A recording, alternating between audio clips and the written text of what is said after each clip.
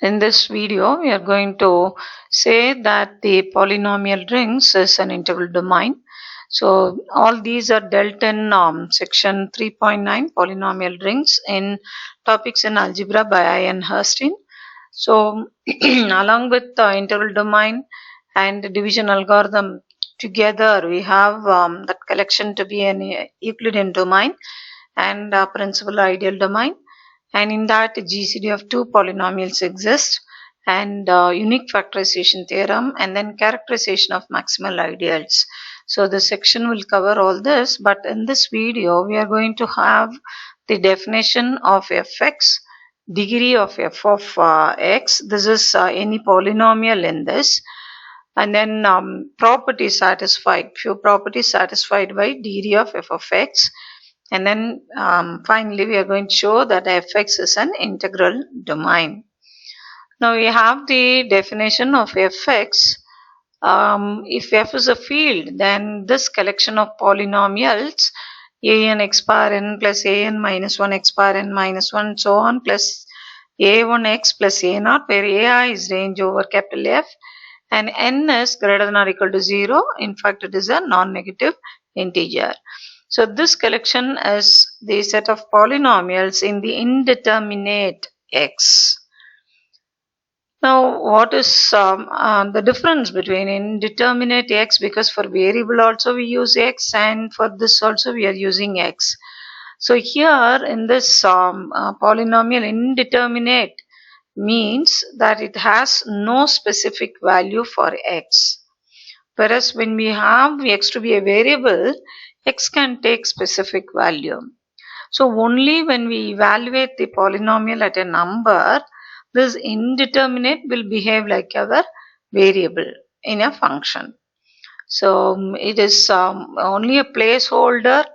It does not actually carry any value. Now we have the statement without proof that fx under addition and multiplication of polynomials is a commutative ring with unit element.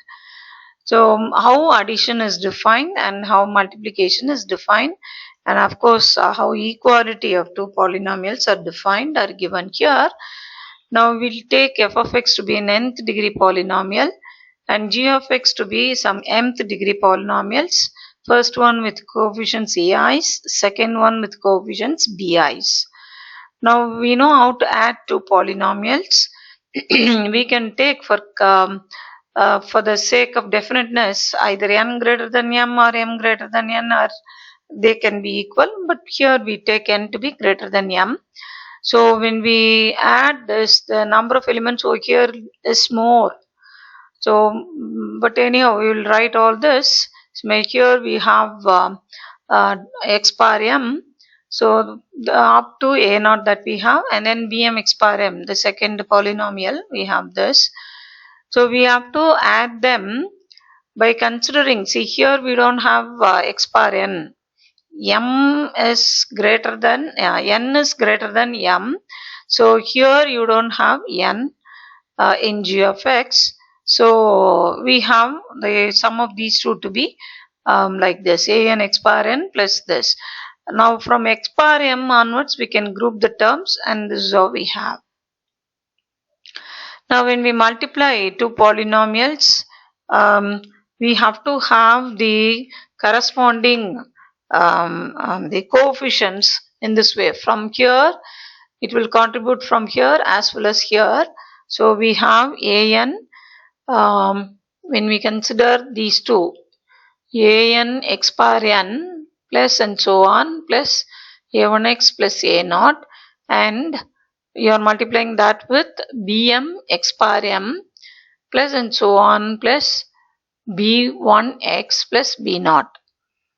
So when you multiply this, this is the coefficient. This is the coefficient of highest power, namely x bar n, and here bm is the coefficient of highest power. So when we multiply them, we have x bar n plus m, highest power in the product, along with the coefficient a and bm, and ultimately this with this and this with this we'll have, so that is a0 b0. So that is what is written here. Next, the equality. Now for every integer ai must be equal to bi. Only then we can say that these two are equal. Next is the definition of degree of a polynomial. You are given this f of x to be this, say, in fx with the an non-zero. Then the degree of f of x is denoted by degree of f of x deg. And here it is obviously n. So degree of f of x is the largest integer I for which the ith coefficient of f of x should be, it should not be 0. Next is the degree of 0 polynomial. It is not defined separately. Treating it as a constant, we say a polynomial is constant if its degree is 0. So it will go under that category. Now we have a few properties. If f of x and g of x are non-zero elements in fx, then degree of f of x into g of x is equal to degree of f of x plus degree of g of x. We'll take f of x to be nth degree polynomial, g of x to be mth degree polynomial with the leading coefficient, this one to be namely an non-zero, and here also the leading coefficient bm is non-zero. We shall name this as statement P. Now we consider the product f of x into g of x. So as said earlier, you have this to be an bm into x power n plus m plus and so on, the constant a naught b naught. Now there will not be any terms x power I with I greater than n plus m.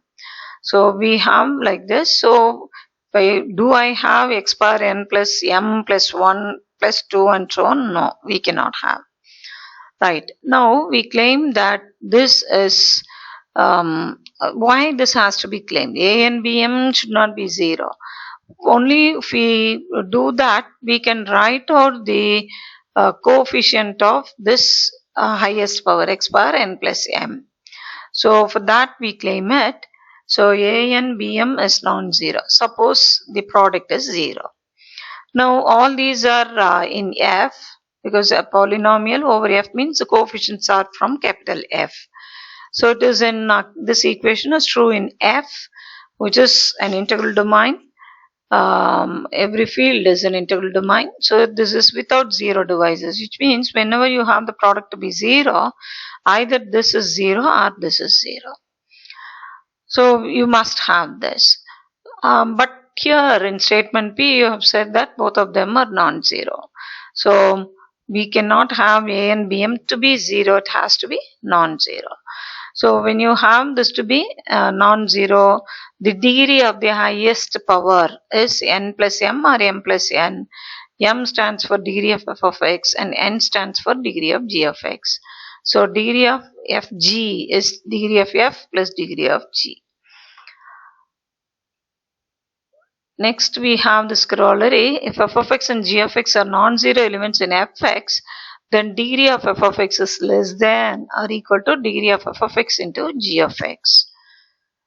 Now just now we proved that the degree of the product is equal to the sum of the degrees. So using this, this is rewritten in this way, and because degree of g of x is non-negative, we must have this to be greater than or equal to degree of f of x. So that is what we need to establish, and that's established. Next we have this corollary. Fx is an integral domain. Now clearly fx is a commutative ring with unit element. At that already we have mentioned as a result that it is a commutative ring. We can verify all the 8 axioms for it to be a ring, and then commutativity also. In fact, it has unit element, namely 1. So all the 10 axioms, why 10 axioms? 8 for ring, and then commutativity. Unit element we have, and commutativity with regard to addition is inbuilt, but not with regard to multiplication. So this is with regard to multiplication. So 8 plus 2, 10 axioms. They can be easily verified. So we have just stated it and haven't proved it. So So fx is a commutative ring with unit element. To prove that fx is an integral domain, it is enough to show that fx has no zero divisors. So that means f of x into g of x 0 should imply either f of x 0 or g of x is 0. Now you consider f of x to be this and g of x to be this. What we need to establish is this statement implies this statement. But that is same as saying that contrapositive statement not P implies not Q. So not P means f of x non-zero, g of x non-zero in fx. Then what we claim is the negation of this, that is f of x into g of x is not equal to 0. Now this is what we claim. Suppose this is 0, say. Then we have an bm to be 0 because the product itself is 0. The leading coefficient should be 0. So which in turn gives either an 0 or bm 0. But we don't have an to be 0, bm to be 0. So our claim holds, and therefore fx has no zero divisors. So fx is an integral domain. So in the next video we will derive the division algorithm for in the case of fx. Thank you.